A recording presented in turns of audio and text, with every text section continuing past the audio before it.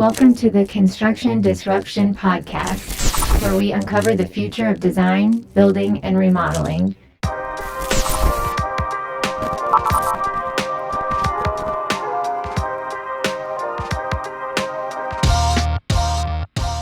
I'm Todd Miller of Isaiah Industries, manufacturers specialty metal roofing and other building materials. Today, my co-host is Seth Heckerman. Seth, how is today going for you? Going well. How's it going for you? Good.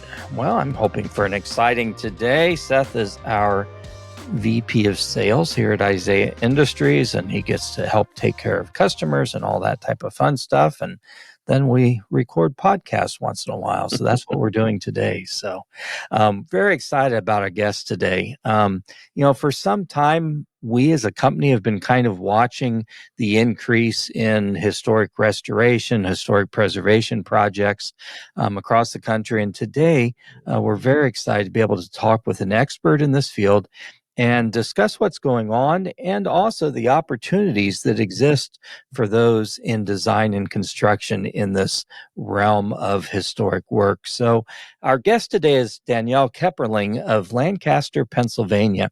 Danielle is Chief Operating Officer of Keperling Preservation Services, a family-owned Lancaster-based contracting company that specializes in preserving and restoring older buildings. She is also Executive Director of the Historic Preservation Trust of Lancaster County and co-owner of Effective Construction Marketing. I know that she's going to be a wealth of insight for us today. So Danielle, welcome to Construction Disruption. Real pleasure to have you here today. Thank you for inviting me. I'm excited for our conversation. Well, I am too. So let's kind of kick it off by having you tell us a little bit about yourself. I know that sort of like me, it perhaps wasn't your original intent to end up in the family business, but here we are both years later doing what we love to do. Can you tell us a little bit about your story? Sure. So all through high school, I was going to be a social worker. I was, and I got to my senior year of high school. My wisdom teeth were infected. I was out of school sick a lot because they didn't know what was wrong. I just kept getting sick, getting antibiotics. I would get better, then I would get sick again because my wisdom teeth were still in. So one day I was home like March of my senior year, so just months from graduating, laying on the sofa, and I saw a pastry chef commercial, like, you too can make these beautiful desserts. And I'm like, that's what I want to do. And so like I announced to my parents that I was going to culinary arts school instead of like a regular 4-year college. My dad freaked out, but supported me. And at this point I had right around the same time I had started dating my husband. And so he did another year of school. So in 1998, that summer, my dad said to him, would you like to work with me for the summer? And Jonathan did, and he never went back to school. So Jonathan, my husband, actually was working with my dad before I was. So I went to culinary school. I worked in a bakery for several years. We got married. One day I was working in a small family bakery, and there wasn't, it's a small family business, so there wasn't a lot of room for me to move. So sure. I was talking to my dad about it. He's like, I was waiting for this opportunity. Come work for us. And I did. I started as a glorified secretary. I was answering the phones, running errands, doing what needed to be done. I went back to school. I did get my my MBA in management, and I learned everything. Most of my construction and preservation training has been continuing education classes and on the job training. So, and I've been full-time in construction since 2001. Wow. That is quite a story. And 20 plus years later, here you are. So you must enjoy it. That's good. I do. Yeah. Well, tell us a little bit about Keperling Preservation Services. What types of projects do you get involved with? How far of a distance do you travel for work? That sort of thing. So we restore 18th, 19th, early 20th century buildings. We do public and private buildings, some for government agencies, some for private homeowners. It just depends on the project. And we say Mid-Atlantic. So right now we have projects in Northern Virginia that we're doing for a previous client. But we have gone as far north as Maine. One thing that's nice about our setup is that we do have a shop in Lancaster County. So we build things, we restore things, do what we need to in the shop, and then we can take it out to install it. So we're not on site for the entire duration of the project. Okay, so that's a lot of like woodwork and that type of thing that you build there and then move it. I'm curious, is your specialty more, true, just as accurate as possible, restoration, or do you get into this design and conversation with clients about maybe mixing the historical restoration with more modern amenities like a barista station in the corner mixed in with everything else, or what does that look like? I was actually just talking to somebody maybe this past week, that we put a kitchenette we did a barn conversion. And we put a kitchenette in their bedroom because they didn't want to have to go downstairs for coffee. But there you go. But we do. I mean, I believe, and we're not making museums. So, and I believe that a building has to be usable to be preserved. If it's going to stay here, people have to be able to use it and utilize it. There are definite historic features that we advocate for retaining, that make the building what it is. But I believe that you should be able to add modern amenities and things that make it work for our modern needs. I mean, I don't think anybody would advocate not putting a bathroom in a house that was built, before the 1900s. Sure. So these are not necessarily museum pieces you're creating, but these are usable, functional buildings. Right. And we do work on some buildings that are museums, but that's a different level than a building that people are going to live in. Very good. Well, I want to talk a little bit. So here you are in Lancaster, Pennsylvania. I realize your work goes beyond that, but Lancaster, Pennsylvania, I mean, I largely know it for its Amish population in the area, but dating back to the mid 1700s, it's one of the largest non-seaboard cities, or one of the oldest non-seaboard cities in the country. So I have to imagine you've got some older structures there you've worked on as well. Can you maybe tell us about a building or a favorite building or two you've worked on there in your immediate area? Sure. And yeah, Lancaster is the oldest inland city in the United States. Wow. Huh. So we have a lot of firsts here because, if you're the oldest inland city, you could claim everything that wasn't on the coast as your first. One thing that I love about the East Coast and Lancaster in general is that you can walk a city block and see, a colonial building, a Victorian building, because there was development, throughout the past 300 years. So you get a wide variety of architecture. Specifically in Lancaster, I'm trying to think of. We helped to restore Old Main at Franklin and Marshall College, and I think it's like 1850s, and it's a Gothic revival. It's one of the only Gothic revival buildings in the city. That's a really fun project. Probably our most famous project, and it's not in Lancaster. We worked for the National Park Service to restore the Peterson House, which is the house across from Ford's Theater where President Lincoln died. Okay. And we did that 10 years ago or so. So that's probably our most famous project. Like if people ask our most famous, that's what I tell them. Yeah. Very interesting. Yeah. Well, okay. So I've got to break for a second and remind our audience, we are doing our challenge words this episode. I forgot to let everyone know that. I always forget that. But each one of us does have a word that we are challenged to work into the conversation. So you can kind of be listening for those. And at the end, we'll say whether we were successful or not. So, as a contractor specializing, in working on older buildings, do you find it's hard to find and train folks that may have special skills or knowledge that are required? I mean, are you having to look for skills that aren't always commonplace? And I guess I'm curious too, is that exciting for your team members to be involved with, a building that may be pushing 200 years old or something? Yeah, I think there's a combination of answers there. So it is hard to find people with the skills. We do train people. So, and often it's interesting. Oftentimes the people who really get passionate about this have like an art background or some other non-construction background, and they get very passionate about it and they love it.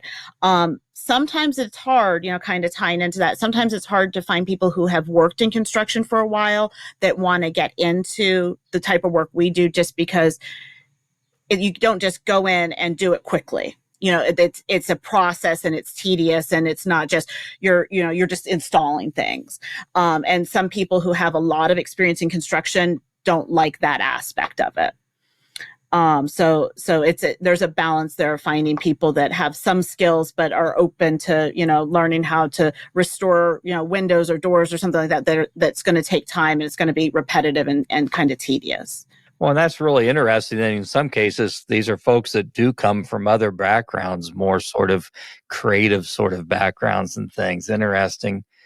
So I'm kind of curious about the Historic Preservation Trust of Lancaster County and the work that the folks there do. Is that an organization you started? It is not. So I did have an organization that I started that I was doing for training or bringing knowledge to construction people and design professionals in the area, that we had like monthly lectures and different speakers that came in. But the Historic Preservation Trust of Lancaster County was actually founded in the 60s to help push against the urban renewal that was going on and the tear downs. I started consulting for them about 4 years ago, doing preservation consulting and helping them. And then 2 years ago, they asked if I would be the part-time executive director. So I've been doing that I'm supposed to be part-time. It creeps up, but I'm doing that along with my work in the construction company, and I enjoy it because it's a way to make more of an impact in the preservation world, not just building by building. We're able to make a bigger impact, on the policy making level. Well, so I'm kind of curious. I hear these both words used a lot, and I don't know if they mean the same thing. I hear historic restoration and historic preservation. Is there a distinction between those two? There is. Okay. So preservation is kind of like food preservation. It's preserving what's there. Okay. It's just maintaining it, repairing if you need to. Restoration tends to be putting it back the way it was, where things have been changed and you're making it the way it was. So that's the distinction. People do use those words interchangeably, but that if you're looking at the dictionary or you're looking at the National Park Service, specifications, that's the definitions. Gotcha. So is historic, I guess I'll go back to restoration. Mm-hmm. I mean, is that a growing industry? I mean, obviously we got more older buildings, but it seems like there's more and more contractors that are specializing in it. And, if I have an older building, should I be looking for a contractor that has some experience and some desire to be involved in that? I think there's a mixture there. I think like all aspects of construction, you have contractors that try it out. They think that, they could do it, themselves. So they, employees go out on their own and they realize it's not as glamorous as it seems. So I think you do get that kind of turn even in preservation. But I think that there's a growing interest, and it goes in cycles. People, this society goes in cycles like that. I also think that I know for my husband and myself, for a long time, Jonathan was the youngest person on a job site for a significant amount of time, and now a lot of the people that he worked with are retiring or have retired. And that is causing, somewhat of a skills gap, because we don't have the people that, came up and have spent 20 years doing it that are there to do it now. You have people who are, trying it out, and there are some people who have been doing it a while. I've noticed one trend that I've noticed is women starting window restoration companies. There's several that I can think of, and it makes sense to me from window restoration is an important aspect of preservation, but it also it doesn't require a ton of heavy lifting. You can, they're easy to transport and move back to where you're going to work on them. So I could see why that, maybe women would gravitate towards that more than some of the other aspects of construction. There's an interesting situation going on in a town near us right now, Troy, Ohio. And, Troy has a fairly, significant historic building, but, basically it's falling down, and the current owner just wants to raise it. And there are people in the city saying, no, that's not what we should do. And so right now, an entire main street in town, or entire block of a main street, is blocked off in case this building collapses. Oh, no. I'm kind of curious. I mean, with your specialty in nature, I mean, what do you look for in finding the building that, should be restored rather than raised? Are you looking for architectural style, construction methods, current condition, maybe how the building has been used historically?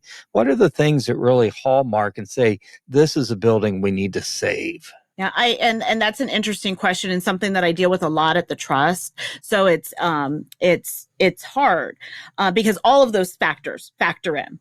But I look, the building that the trust is headquartered in is on the National Register. It has national significance because Andrew Ellicott, who was a famous surveyor, lived there in the early 1800s, and he trained Meriwether Lewis of Lewis and Clark to survey in that building. So they had wanted to tear it down to build a parking garage. The parking garage now goes completely around us. They carved out a corner for this building, and that's what started the Preservation Trust. But I look at the pictures of what that building looked like at that time, and I don't know if I would have advocated as hard, which, probably makes me feel a little guilty, but it was not in great shape. I could see the argument for, but these people had a vision, and they went forward and they said, we need to save this because it is historic. It is important. So looking at current conditions sometimes can be hard, but one thing that I really look for when I am advocating for a building to be restored is if it has a lot of the original features, because even if they're in bad shape, those can be restored and brought back, and then you still have the original, what in the preservation world they call historic fabric, and that part of the building is that's still there. We went into we restored a train station in Reading a few years ago, and I was in charge of going through and labeling so that the demo crew didn't take out what we were restoring. And it had been abandoned for 40 years. There was standing water in the building. There were dead birds. It was not a fun labeling exercise. But that building turned out beautifully because almost all of the original features were there. It had just been mothballed for 40 years. Wow. So, it does it, but it takes somebody with a vision and somebody with money too, to be able to go in and save these buildings, especially when they have been so neglected and so, I guess neglect is a good word. So I'm curious, in your company, are most of your clients private owners, or they tend to be more trusts and organizations or government, organizations? I would say before my parents retired, we were probably 50-50, 50 private, 50 public. Okay. But now I would say we're probably 75 private and 25 public. And that's just because when my parents retired, Jonathan and I kind of looked at each other. We had a ton of employees. And we were we were busy managing people, not really doing the work that we enjoyed. And we were like, is this fun? Should we go get real jobs? What should we do? And we opted not to get real jobs, but we did decide that we were going to scale back and kind of make our, make it a smaller, more manageable company. And we're both a lot happier for that. One of the kind of dynamics with the situation near us here is the kind of ongoing conflict between this building owner and the very active board of the historic district that the building is in. So I'm curious, when you're working with your private clients, probably especially, what's your best practices of working with ARBs or just the boards of the districts or anyone else who has a say in what the vision for that building is going to be? So typically, thankfully, our private clients love their buildings and they want to preserve them. So what we want to do, usually we get approvals because we're doing something that the board would agree with. Sure. But it is hard. Like, there is that tension there where there's a building that has significance to the community and it's in private ownership, and this private owner doesn't want to preserve it or do whatever they need to make it safe even. And, we have, there's a tension there between what's in the public interest and private ownership, private property ownership. And that's a problem that I have not solved. I don't know the answer to, but it's a problem. It is, because you can't go in, well, the government could, but we can't go in and force people to maintain their buildings. Very interesting. So I kind of want to switch gears here a tiny bit. So we manufacture metal roofing. And one of the things that we get involved in over the years have been some historical buildings. And, a lot of times we were called upon to make special parts or develop custom colors to help accomplish, the goals of the project. I remember a historic building in North Carolina that's a library now, and they wanted a very specific roof color to match what was there originally, and a lot of times that's a hard thing to accomplish. I'm kind of curious, and how willing do you find building products manufacturers? How willing are they to step outside of the box and do special things for historic projects? Or do you find some manufacturers are willing to and others aren't? Have you gotten involved any with that sort of thing? Yeah, we do at sometimes, because there's sometimes we're trying to match something that's not being made anymore. Right. And it was commercially available, which also then makes that much harder, because it's not like it was a custom piece at the time. It was, being manufactured. There are some manufacturers that are willing to do that, and I'm glad to hear that you are, because there are some that just, they won't deviate, and then you have to go find another solution. And not that it's exactly the same, but like, it happens to us a lot when we're trying to match like an old paint or an old stain, because the formulas have all changed because of environment, and then you can't even get the color the same. And it's like, what are we going to do? Like, we're trying to achieve this, and there's no other options. It's great when you can find somebody that you can work with that is willing to kind of work with you to achieve the goal. And maybe it is a more modern solution, but as long as it looks the same, it doesn't, that at that point doesn't matter as much as creating the look that you're going for. Very interesting. I get very excited when people bring those projects to us. I mean, honestly, they are probably some of the least profitable projects we've ever been involved with. But they're always exciting. So there was a little town out in Santa Clarita, California, not related to the Santa Clarita Diet television show, but and they've got a historic village that's kind of based upon the film industry and before that. But, they had a lot of old buildings there, and they had called me in, and I was there meeting with the folks that kind of own the museum from the city, and I was there with historic folks, and they were saying, well, there's no way we can use a metal roof that's going to look like our old wood shingles. And yet here they are in the height of fire country. Right. And so that was a concern. And I remember one person in particular from the historic review board or whatever it was getting very upset. And it was kind of fun, though, because I actually brought wood shingles from a building back and had one of our folks work on replicating the color and texture.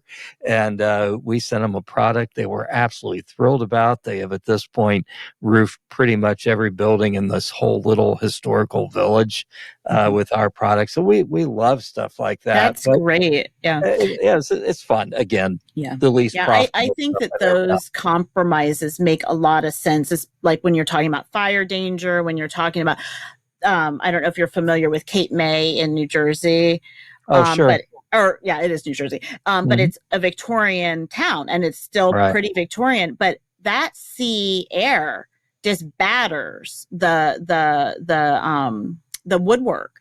And so I don't know. I think that some people have started it, but like using a AZAC or some kind of product like that, at least at the upper where maintenance is going to be such an issue, makes sense to me. And it's not a purist. It's not the replacement in kind that the Secretary of Interior calls for. But if you want to maintain that look, and the products that we have won't because they're just not as good as what they built with, then I think that those are good solutions. So it makes sense to me.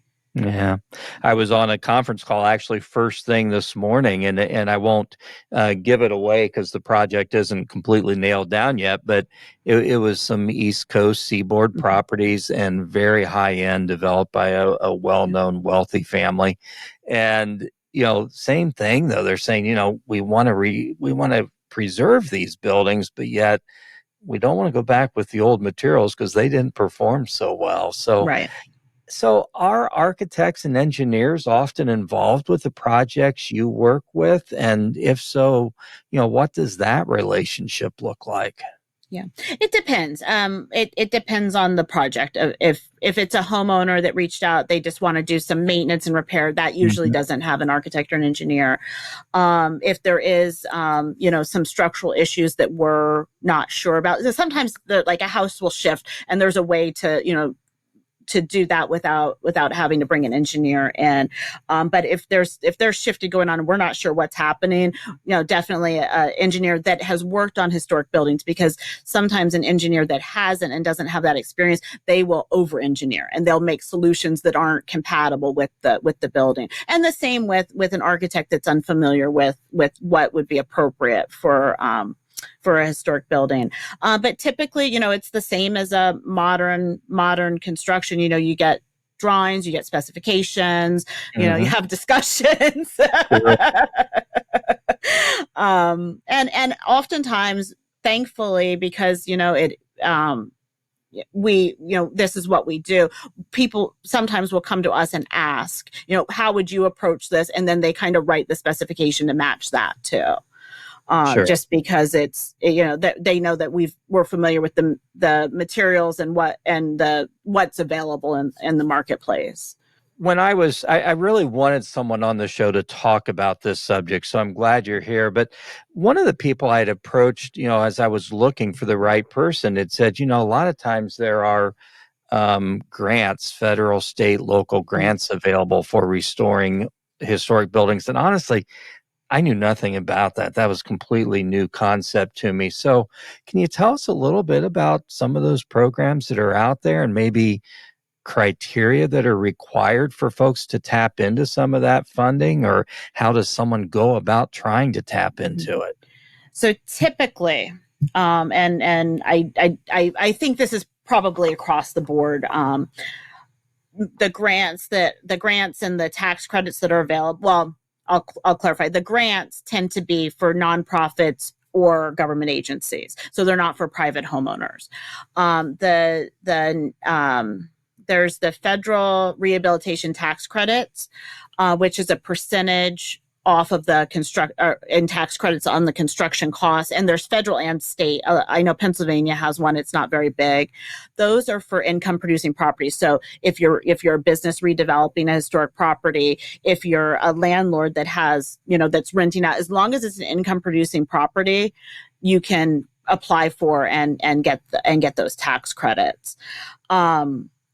But there's not a lot for private homeowners. And the logic that I've heard behind that is that there was, when they put these federal rehabilitation tax credits in, they felt like they could justify businesses getting it because it's doing more for the community. It's creating jobs. It's, it's doing more things. But for a private homeowner, just to get money from the government to increase their own equity wouldn't go over so well. Very interesting. Well, that makes sense, though. Yeah. So, I assume, though, the process is sort of an application process. It is. It's an application process. Usually, every state has a state office of historic preservation. Usually, that's the office that handles those bigger grant applications. And the National Trust administers some, and then there's some local foundations. If somebody is looking for like a nonprofit or some other entity that's looking for, there's also like local private foundations that also will give money. It's just not usually for homeowners. The one, and just there are, at least in Pennsylvania, at the county and the state and the city level, the municipal level, they have like emergency repair grants, and I have heard of people using those as private homeowners for repairs. So that would be that would be like the one thing that I'm aware of that homeowners can use. So we believe that a lot of folks in our audience are kind of younger folks, fairly new to our industry, their design or construction, trying to figure out what their future might be. Do you have any suggestion for someone who might be interested in getting involved with historic restoration work? Mm-hmm. I've become acquainted with a professor at one of the local colleges, and he keeps sending people to me like that need career advice. But I sometimes it's hard without experience. So if you can find, if you can work your day job, but still, find ways to volunteer, get involved, and then try to find a job. It doesn't have, like, a lot of the kids that he's dealing with want to work in like museums and things, but there is a lot of preservation work that can be done that isn't museum based, whether it's construction or design or manufacturing. There's a lot of manufacturers that manufacture things for historic projects. So there are ways to get involved in the industry without having to be, in a museum setting. So that's kind of like, I think that there's a lot of opportunity if people are kind of creative and look for it.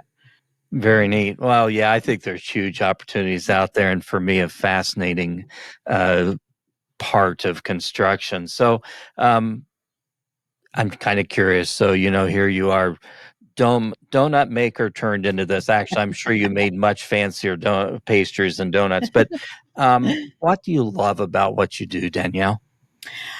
I love helping people kind of create their visions and then read the history. I loved history even through school, and I love that. Like I go back to people are the same. Like whether it's 200 years ago or now, like the basic makeup of people is the same. I have this book about like classifieds from the colonial papers, and it's like it was their Facebook, but you had to go down to the newspaper office and put your status update in the paper.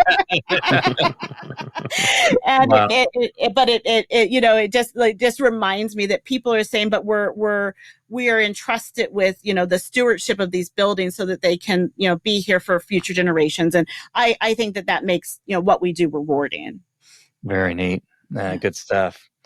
Well, thank you so much, Danielle. This has been very informative. We're close to wrapping up what we call the business end of things. Is there anything we haven't covered today that you'd like to share with our audience?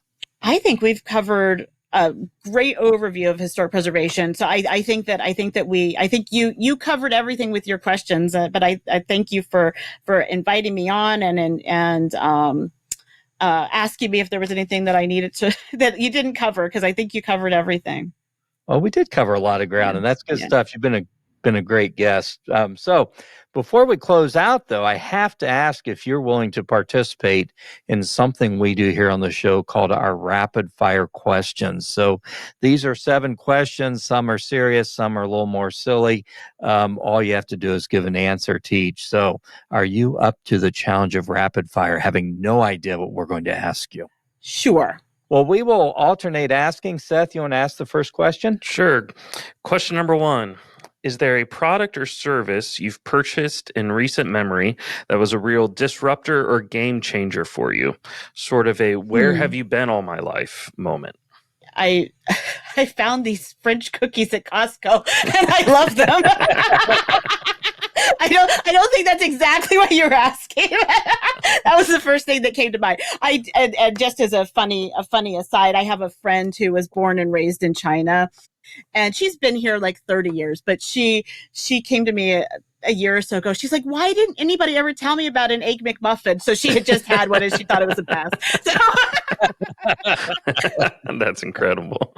Well, we will absolutely check out the Costco French cookies. Oh my goodness. Yeah, they're the best. So that may answer the next question, but the next question is, would you rather eat only sweet foods or salty, savory foods for the rest of your life? Oh, sweet all the way. Carbs. Like I joke that I would go to Europe and it would be my no carb left behind tour. So Good stuff. Good stuff. Yeah, that would be me too. I must confess. All right. Question number 3. What was the first car you ever drove? that I ever drove. Yes. I know I learned to drive in a Chrysler LeBaron. So I'm assuming that would have been it. There you go. I think that had rich Corinthian leather seats, if I remember right, in the Chrysler LeBaron. I'm dating myself. Okay. What is your favorite season of the year? I do love living where we do that. We have seasons, but I think I really have started to enjoy fall. I'm looking forward to fall actually this year. I love the color and a little bit cooler temperatures and all that type of stuff. Okay. Next one's yours, isn't it, Seth? Sorry. Yeah. So what would you like to be remembered for? I think the work that we do, the preservation work and this is a little bit, both my parents died this year and, but it was amazing to me how many people reached out to say how much of a difference they made in their lives. And when you're living your life, you don't realize that. So I hope that I'm doing that with my work and my interactions with people too. So we, even at their memorial, my dad had helped with the youth group when I was in middle school. These kids, they're not kids. They're older than I am. These kids from the youth group came just to say how much of a difference that he made in their lives. And, I don't think he probably realized that because, you don't tell people when people make a difference in your life. So I hope that I can, make the world a better place. Wonderful. That's a beautiful legacy. Answer. Yeah. Okay. Next question is one I've never asked anyone before. Would you rather have only super weird dreams or never dream again when you sleep? I don't tend to remember my dreams, so I don't know if that would be a difference. Once in a while, like if as I'm waking up, if I'm still dreaming, I'll remember those, but I don't tend to remember my dreams. So I think I would rather not, so that I don't get woken up, because after I wake up in the middle of the night, I don't go back to sleep. Makes perfect sense. Yes. Makes perfect sense. All right, last rapid fire question, and this one may be difficult to narrow down to just one, considering the background and on your picture. But what is a book that has had a major impact on your life? Oh, there's so many, and that's that's not an exaggeration. I read like fun fantasy books, but then I have like business books and I get something out of all of them. But I just read, I